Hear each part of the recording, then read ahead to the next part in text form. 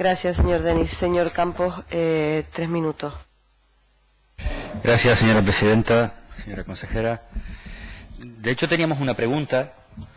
Una de las dos preguntas era sobre medidas en el día de hoy para paliar la situación del sector ganadero. Hemos decidido aplazarlo, obviamente, porque al abordarlo en la comparecencia me va a reservar cuestiones para plantearlas con anterioridad, pero motivadas por la preocupación que yo creo que todos tenemos con el conjunto del sector primario, porque es un problema generalizado, y hablamos de la agricultura, hablamos de la pesca y hablamos de la ganadería, pero yo creo que si hay un sector que ha tenido un impacto por encima del resto es el ganadero. Fundamentalmente, por lo que hablábamos en la comparecencia anterior, el incremento del precio del alimento del ganado, que en su estructura, en la estructura de coste de una ganadería, pues viene a representar como poco entre el 50 y el 60%. Por lo tanto, no es lo mismo que tú tengas muy bien distribuido la estructura de coste, un 20% en personal, un 20% en materias primas, un 20% cierto suministro.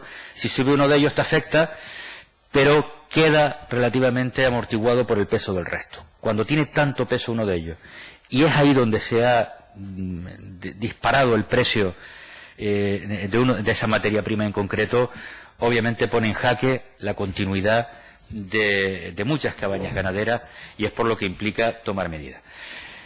La primera, la gente necesita sobrevivir ya. Por lo tanto, tiene que haber un paquete de medidas de manera inmediata, de recursos, reasignaciones, adelanto de algunos de los pagos que generalmente se pueden hacer durante en 2 veces se periodifican los pagos, intentar adelantarlos a ser posible cuanto antes, donde tengamos datos ya operativos para poder hacerlo y no esperar a las fechas que se han estandarizado históricamente para que la gente pueda tener algo de liquidez para seguir funcionando. Yo creo que ese es un elemento esencial. Otro, obviamente, pasará por medidas un poco más estructurales, concretas, sobre algunas de nuestras herramientas, determinadas posibilidades de fondos. Me alegra muchísimo esa noticia que ha dado la consejera sobre ese paquete, esa bolsa, tanto de fondos europeos, que podrán complementarse con estatales y, en este caso, canarios, para ayudas de manera específica al sector. Pero la gran clave, al final, una de las grandes claves, está en el cumplimiento de la ley, de lo que es obligatorio, de la cadena alimentaria. Porque la estructura de coste es la que es. Otra cosa es que inyectemos recursos para intentar paliar en este momento y que la gente pueda sobrevivir. Pero si seguimos vendiendo por debajo del precio al que nos cuesta producir, llegará un momento en que es absolutamente insostenible. Por tanto, el cumplimiento de la cadena alimentaria debe ser un parámetro esencial, y eso es una competencia nuestra. Habrá que reforzar los mecanismos.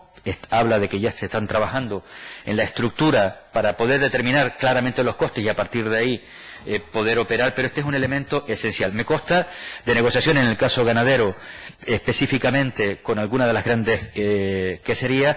Cierto es que luego esas queserías se encuentran con el otro problema, que las cadenas de distribución, pues al final les intentan imponer unos precios, con lo cual el trabajo habrá que hacerlo en el conjunto de la cadena para obligar. Y luego el control del fraude, como decía, él ha hablado de la carne, pero se ha detectado también en el ámbito de los huevos, que tienen una imposición menor, si es para consumo humano o si es para cría, y qué casualidad que todo el huevo que llega a Canarias, nada es para consumo humano, ¿no? Y luego, ya por último, el fomento de la producción local. Y yo siempre insisto en esto, es decir, ahora me olvido de las administraciones, que somos esenciales, y siempre hago un llamamiento también al conjunto de la ciudadanía. Es decir, al final, el que compra, el que va a la tienda, no es Ángel Víctor Torres, no es Pedro Sánchez, no es la presidenta de la Unión Europea, no es el presidente del Cabildo del Hierro. Al final somos cada uno de nosotros y elegimos. Yo no le voy a pedir el mismo esfuerzo a alguien con unos recursos mínimos, casi de subsistencia, que a otras personas que tienen una cierta capacidad adquisitiva y que a veces apostamos por el producto de fuera. Finalizo ya. Apostamos por el producto de fuera para ahorrarnos 20 céntimos.